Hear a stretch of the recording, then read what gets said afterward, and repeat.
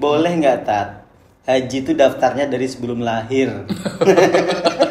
Jadi dia di musim haji itu selain melaksanakan ibadah haji juga ada satu misi adalah membuat anak berkualitas. Produksi di tanah Produksi, wik. Nah, itu boleh atau tidak Tat? Tawaf. Jadi dia Lagi tawaf. sange pas tawaf. Wah, itu Gimana Tat itu? ketemu idaman, Ah. ketemu artis idaman misalnya ya, di situ ya. Duit hasil kerja buat kredit haji, anaknya nggak makan. Nah, jangan sampai kita sebagai umat Islam harus memahami betul mana yang penting didahulukan ya, mana yang penting yang harus dikesampingkan terlebih dahulu. Selamat datang di podcast Setengah Kamar. Assalamualaikum warahmatullahi wabarakatuh.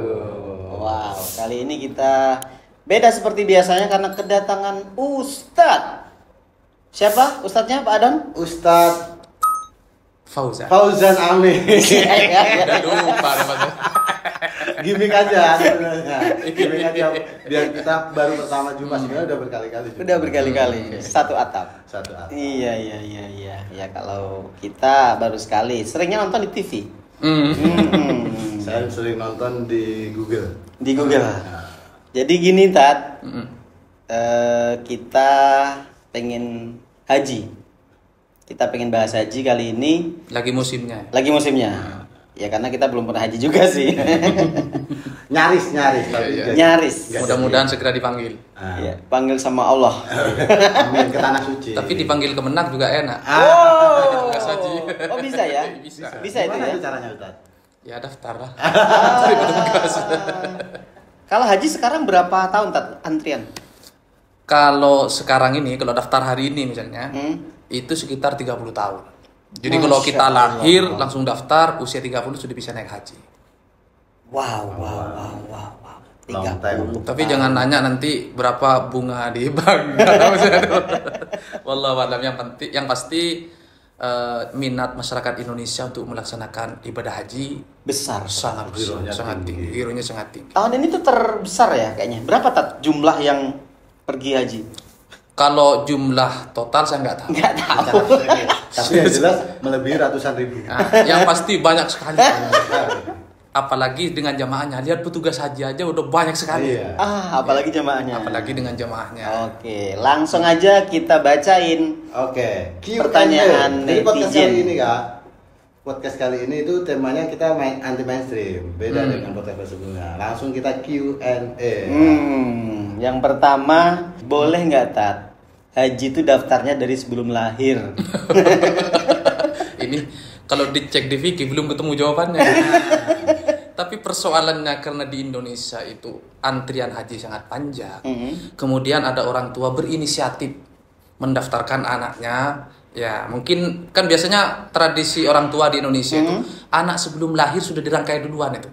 Apanya? Namanya. Oh, sudah disiapkan namanya kan. Namanya. Walaupun aktenya belum dibikin, tapi namanya sudah disiapkan. Nah, boleh nggak? Ya kan. Kalau melihat fikihnya dari sisi pandangan hukum agama sebenarnya tidak ada masalah kalau alasannya mengantisipasi antrian yang sangat panjang. Tetapi kalau misalnya lihat prosedur di yang sudah diatur oleh pemerintah, maka itu belum lazim.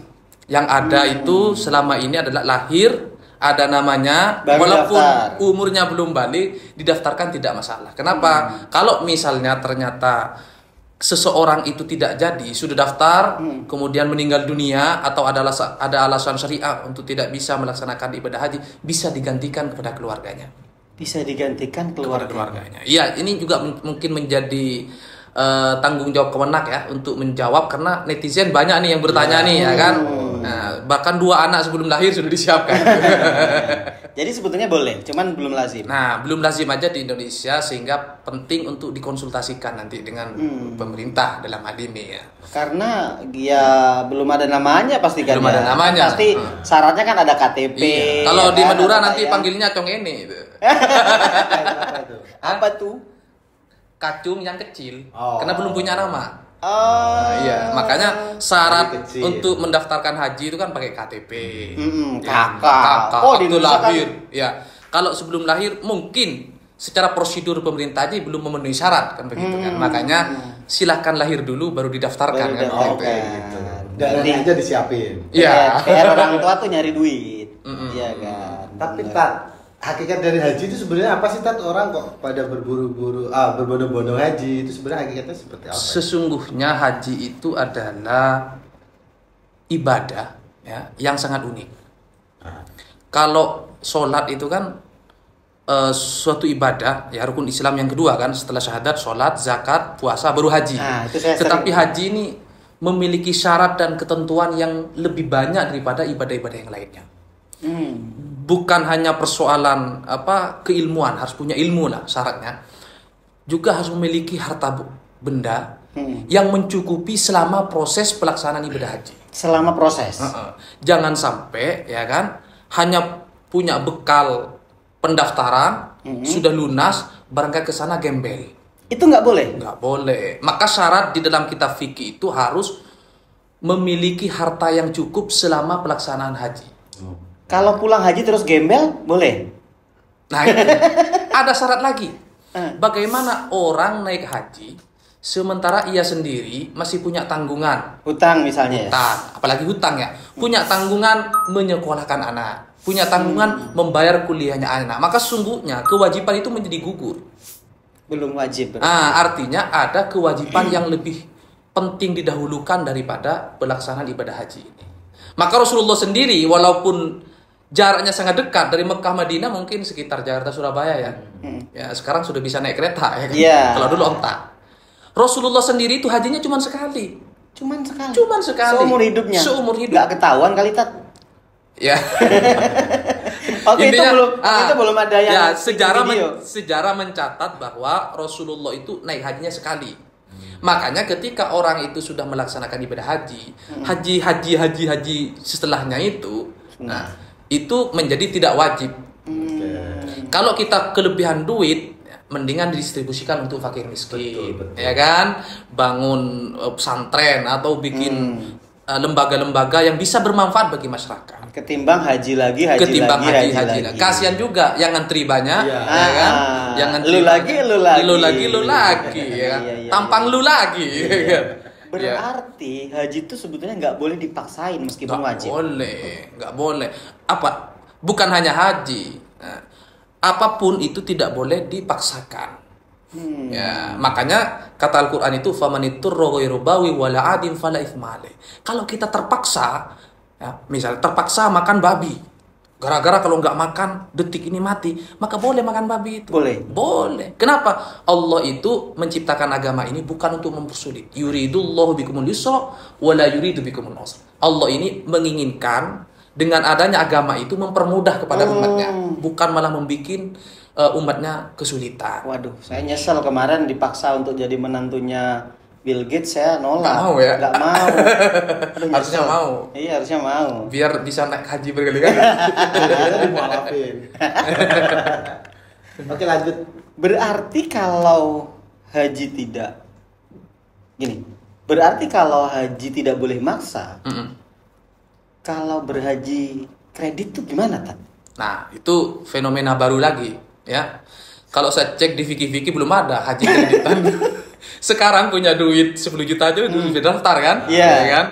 Nah, ini persoalan baru ya. Artinya banyak sekali fenomena di tengah-tengah masyarakat. Untuk bisa naik haji tidak perlu punya duit banyak. Dengan duit yang cukup untuk pendaftaran awal, kemudian bisa ngeredit tiap bulan, itu sudah bisa dilakukan. Dan di Indonesia ini ulama-ulama sudah memperbolehkan sebenarnya. Artinya skema yang dilakukan oleh negara itu sudah sesuai dengan prosedur agama dan sudah sudah diizinkan, kira-kira begitulah. Artinya ulama-ulama di Indonesia sudah memperbolehkan hal itu. Nah, tinggal bagaimana kemudian nanti jangan sampai ya gara-gara ngredit haji kontrakan nggak dibayar. Nah, ini masalah ini. Iya. Masalah. Jangan-jangan gara-gara duit hasil kerja buat ngredit haji anaknya nggak makan. Nah, jangan sampai. Kita sebagai umat Islam harus memahami betul mana yang penting didahulukan, ya.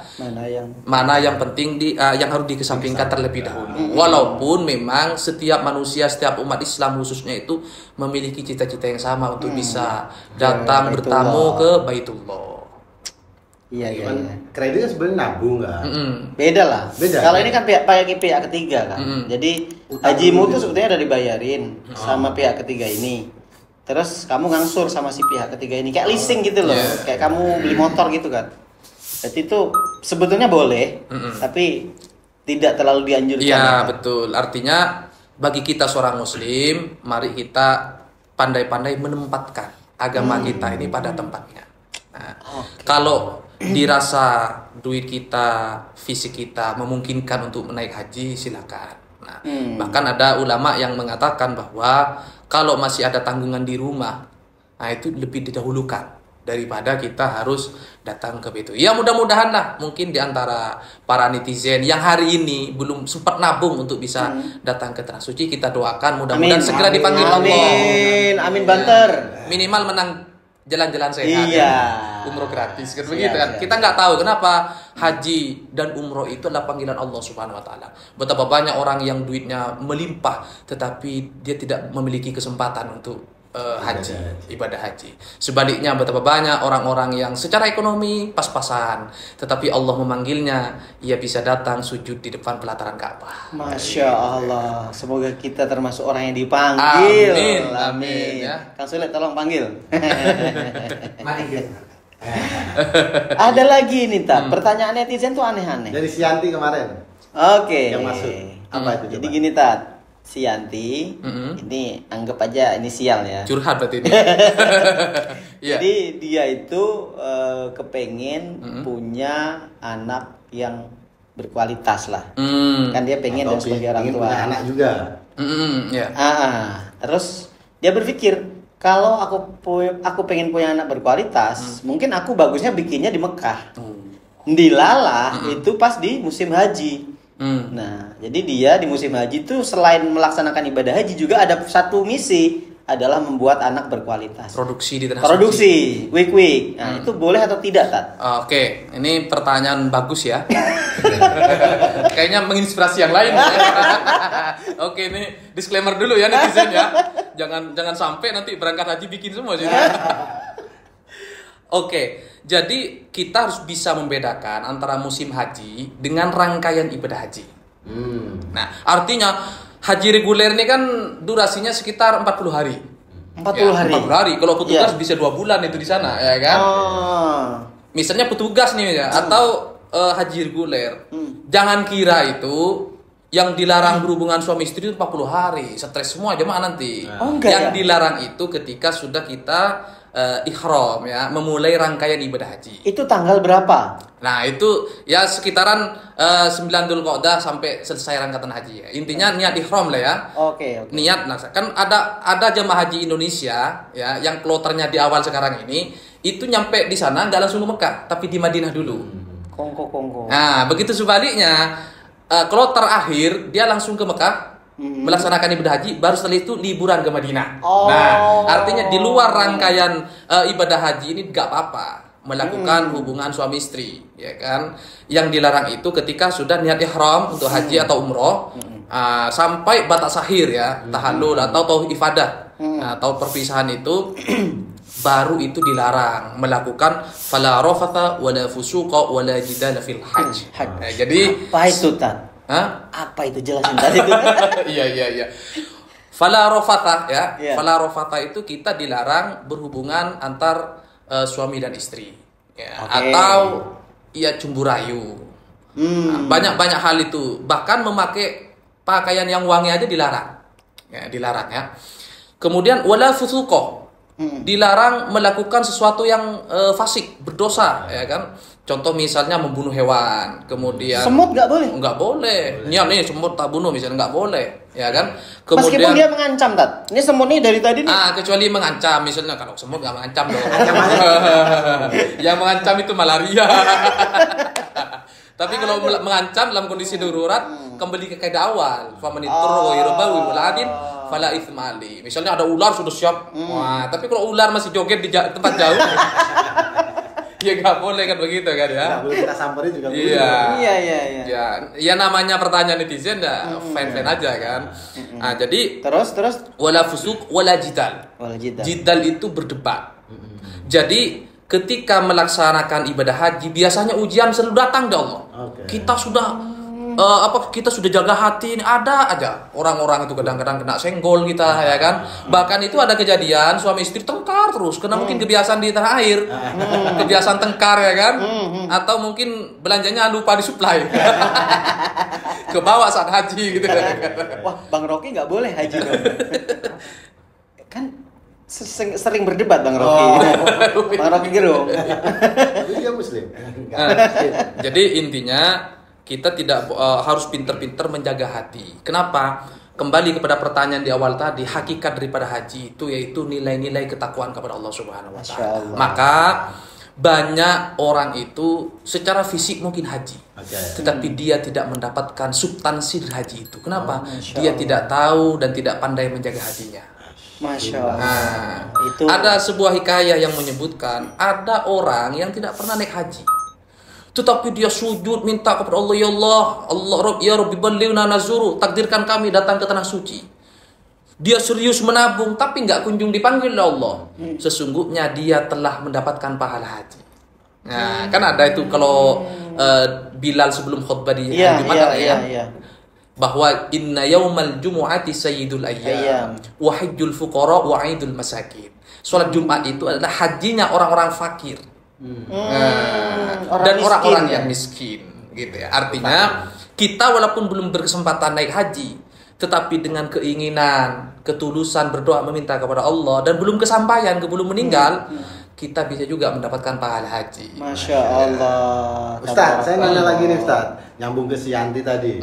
Ini kan mau haji tapi niatnya itu transaksional sama Allah nih. Oh iya. Jadi saya berangkat haji pengen nanti dilancarkan rezeki, bagi yang belum punya anak bisa dikasih anak. Ya istilahnya transaksional lah gitu haji. Itu gimana Ustaz? Itu ada yang lebih gawat lagi. Apa itu dia ngitung biaya haji kan sekitar 70 juta kan? Buat naik haji. Nyampe di Mekah berdoa kan pasti diterima tuh kalau multazam kan. Harapannya apa? Biar dapat 7 miliar. Itu gimana? Ada. Tapi saya punya jawaban itu. May yuqridullah qardan hasanan fayudha'if lahu. Barang siapa yang memberikan hutang kepada Allah. Nah, ini kan keseriusan mendedikasikan hidupnya dan hartanya untuk Allah, fayudha'if lahu. Allah akan melipat gandakan. Itu sah-sah saja. Yang penting niatnya jangan buruk. Ya kan? Misalnya nih, aku naik haji dong. Nah, biar saya terpilih jadi wakil rakyat. Itu masih sah-sah saja. Masih sah-sah saja.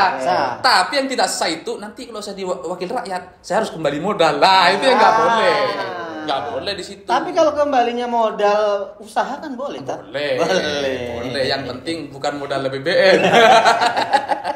Itu yang tidak boleh. Tapi kalau niatnya sekedar, ya Allah, saya datang ke Mekah, saya pingin mengabdikan hidup saya untuk negara, jadi menteri, jadi presiden, nggak apa-apa, sah-sah saja. Dengan catatan setelah nanti Allah kabulkan,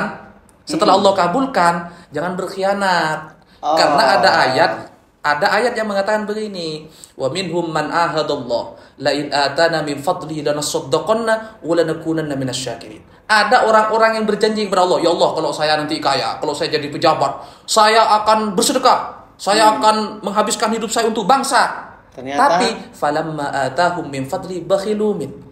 Ketika Allah kasih anugerah itu, DWA nggak balas. Bakhil mereka. Bangsat ini. Iya. Ada juga ayat, wa minhum may yalzimuka bisadaqat. Kalau kita dapat jatah, mereka diam. Fa in utu minha radu wa illam yu'tu minha sakhitu min. Kalau nggak dapat jatah, teriak-teriak ngomong ke sana sini. Nah, itu tabiat-tabiat itu adalah tabiatnya orang-orang Yahudi yang digambarkan oleh Allah dalam Al-Qur'an. Jangan sampai kita seperti itu. Masya Allah. Tabarakallah. Ada lagi pertanyaan netizen? Ada lagi. Satu lagi itu. Oke. Satu lagi. Jadi ada seorang jemaah haji saat tawaf, tiba-tiba dia itu gairahnya tuh membuncah. Karena dia tuh mungkin hipersek kali Ustaz. Iya. Nah, itu gimana saat hipersek itu apa? Hipersek itu gairah yang membuncah terlalu tinggi. Jadi kan pas Kesenggol cewek, nafsu. kan gitu. Tapi pas tawaf. Jadi dia Lagi tawaf. sange pas tawaf. itu Gimana Tat itu? ketemu idaman, Ah. ketemu artis idaman misalnya ya, di situ ya. Dilalah kan Senggol dikit. saya lagi tawaf terus tiba-tiba ada Kim Kardashian misalnya kan. Nah, Atau barang Kim Kardashian lah. Nah, gimana atau itu? kecanduan drakor. Iya, bisa juga. Itu gimana Tat itu? Jadi begini, sesungguhnya perintah kewajiban haji kepada kita ini selain menguji komitmen kita kepada Allah, juga menguji hati kita. Ya. Kalau kita sudah masuk rangkaian ibadah haji, maka perintah Allah yang saya bacakan tadi itu, al-hajju asyhurun ma'lumat faman farada fihinal hajja fala rafath, itu yaitu harus betul-betul dihindari. Bagaimana bagi orang yang hipersek? Ya, hipersek ini kan tidak bisa kita ceramahin. Artinya orang yang memiliki kelainan. Mau kita ceramahin gimana kan nggak bisa gitu kan. Iya. Orang yang kelain ini selama niatnya dia memang lillahi ta'ala, tidak ada kesengajaan ya kan. Dia sudah sekuat tenaga untuk menghindari itu, tapi masih terjadi. Bobol. Ya kembali kepada kaidah tadi itu. Ya, makanya bagi teman-teman yang mungkin hiper ya, ini harus jaga-jaga dari awal. Misalnya mengurangi makanan-makanan yang mengundang libido seks. Ya, satu. Yang kedua, puasalah. Satu, berpuasa. Tujuannya apa? Untuk mengurangi hawa nafsu. Yang ketiga, matanya jangan jelalatan. Kalau perlu pakai kacamata kuda. Gini ya kan. Atau pakai spion udah kan. Jangan lihat ke depan ya kan. Biar kita menjaga. Atau begini, misalnya cowok nih ya, misalnya cowok ya hindari ngumpul dengan rombongan perempuan, karena bagaimanapun di Mekah ini kan tidak bisa dipisah antara laki-laki dan perempuan. Beda dengan di Madinah. Kalau di Madinah jadwal masuk masjid laki-laki dan perempuan dibedain. Kalau di Madinah aman. Tapi kalau di Mekah ya, apalagi dalam waktu tawaf itu semuanya berkumpul, susah dibedain. Begitu. Makanya biasanya kiai-kiai, ulama-ulama di Nusantara ini mensiasati. Kalau di Indonesia ini kan laki-laki menyentuh istrinya kan membatalkan wudu. Iya. Nah, biasanya daripada tawafnya nanti istrinya hilang, nyasar, nggak apa-apa bergandengan tangan misalnya, atau biasanya dikasih tali di sininya, megangin suaminya. Kalau kesentuh dikit itu tidak membatalkan, ya, misalnya itu inti qaulul madhab. Kalau pindah imam, pindah madhab? Ya nggak apa-apa, itu sudah disiasati oleh pembimbing haji itu. Artinya sisi-sisi kemaslahatan itu tetap bisa didiskusikan, kira-kira begitu. Karena memang kondisinya seperti itu. Apalagi waktunya sangat terbatas, misalnya kan, kayak pelaksanaan rangkaian haji, waktunya sangat terbatas, kemudian durasi juga terbatas, manusianya juga membludak. Kan begitu. Artinya mengkontekstualisasikan haji itu penting. Di satu sisi kita harus melihat bagaimana Rasulullah zaman dulu haji, tetapi kita harus mengakomodir bagaimana haji zaman now. Di mana pikiran-pikiran manusia, kondisi sosialnya sudah berubah. Nah, begitu. Ya. Sebenarnya haji itu susah-susah gampang ya, tapi susahnya berangkatnya. Tapi kalau haji dari luar Indonesia tuh katanya emang tidak dikelola oleh negara ya? Tidak semua negara itu mengatur agama. Terutama negara-negara sekuler yang membedakan antara ini urusan agama dengan urusan negaranya. Nah, makanya jangan heran kalau dari Eropa, dari mana itu hajinya ya masing-masing. Masing-masing ya? Iya, kayak di Indonesia lah haji backpacker kan pernah diwacanakan kan. Cuman khawatir kalau orang Madura haji backpacker, orang Indonesia haji backpacker, nanti habis haji nggak pulang, jualan. Makanya hajinya tetap diakomodir oleh negara. Nah, tapi kalau umroh silakan ya. Khawatir jualan. Karena begini, haji ini kan tidak bisa dipisahkan dengan kebijakan suatu negara, khususnya Arab Saudi. Artinya Arab Saudi juga memiliki kepentingan besar terhadap haji. Nah, apapun masalah yang kita hadapi harus diselesaikan secara diplomatik antar negara. Nah, syukur-syukur bisa sambil menguntungkan. Ya kan sekarang kan sudah mulai ada asuransi haji dan umroh yang sebelumnya nggak ada. Itu sebenarnya dalam rangka untuk selain menambah kemaslahatan kepada para jemaah, juga menambah pendapatan negara. Gitu. Ada lagi yang lanjut dari pertanyaan. Ini ada tips berhaji saat muda. Selain harus kaya kan gitu. Selain harus kaya, satu, kalau ada peluang pendaftaran petugas haji ikut. Nanti tinggal lebih senior. Ya kan? Kalau punya senior. Itu kan terbuka untuk umum. Ya. Ya kan? Artinya semua orang berkesempatan dong. Oke. Nah, enaknya jadi petugas, setelah pulang juga dapat uang saku kan begitu. Oh, dapat? Oh iya dong, namanya petugas kan otomatis dapat honor. Oh. Ya, namanya petugas kan. Oke. Ya, walaupun nanti suka dukanya juga ada di situ ya kan. Namanya kerja. Nah, yang kemudian yang kedua, kalau pingin segera haji, banyak-banyak berdoa kepada Allah. Banyak jenis-jenis doa yang diajarkan oleh ulama-ulama kiai kita. Misalnya kalau kita baca Maulid Tibai misalnya kan, berjanji dan lain-lain, misalnya ada bacaan itu, Ya Rabbi ballighna nazuru. Ya Allah, sampaikanlah kami untuk bisa berziarah ke makam Rasulullah SAW. Perbanyak baca salawat, perbanyak membaca Al-Quran, khususnya ayat-ayat tentang haji. Insya Allah kita akan dipanggil Allah SWT. Masya Allah. Jadi saya pribadi nih ya, sebelum saya sendiri sampai ke Mekah, saya tuh terbiasa diundang kiai untuk ikut manasik. Ya, ikut manasik umroh. Padahal saya sendiri belum pernah. Tapi dengan keyakinan dan ketulusan hati, insya Allah Allah akan memanggil kita. Amin. Ya, mudah-mudahan kita semua, terutama para netizen yang berpartisipasi di YouTube ini, segera dipanggil Allah Amin. Subhanahu wa Amin. Ta'ala. Amin. Amin. Jangan lupa Amin. like ya. Iya, iya. Yang iya. like. Satu lagi. Hah? Ada lagi? Ada satu lagi Oke. masuk dari Isti. Mau haji nunggu undangan, panggilan. Kan istilah itu. Panggilan haji gitu. Nah, bentuk konkretnya undangan itu seperti apa, Ustaz? Iya. Oh, maksudnya undangan dari Allah atau dari kemana? Undangan haji dari Allah gitu. Bukan kemana. Dia nanya gitu, apakah lewat ada simbol-simbol, tanda-tanda atau apa? Dia nanyain gitu. Ini sangat pribadi ya. Iya. Sangat pribadi. Maksudnya dipanggil tuh gimana sih makna dipanggil? Dipanggil itu sama dengan ditakdirkan. Oh. Sama dengan takdirkan. Buktinya apa? Banyak orang punya duit gak bisa haji.